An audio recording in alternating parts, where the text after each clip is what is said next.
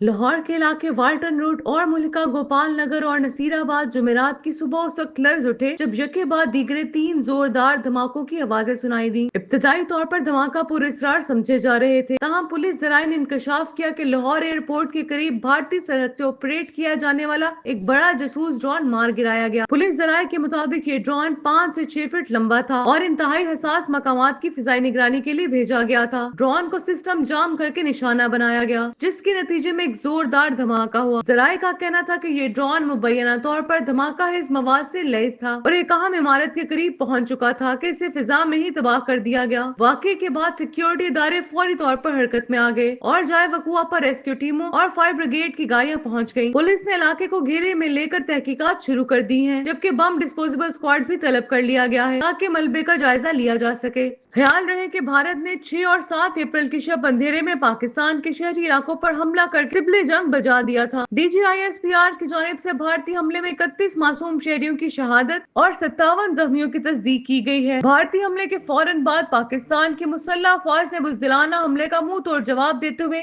भारतीय फजाया के 3 राइफल तैयारों समेत 5 जंगी तैयारे गिराए और एक ब्रिगेड हेडक्वार्टर समेत मुतअद्दिद फौजी चेक पोस्टों को तबाह कर दिया गया था। बाद अस्करी और जासूसी हुकाम ने ऐलान किया था कि ये भारतीय कार्रवाई का जवाब नहीं था, बल्कि असल जवाब अभी बाकी है।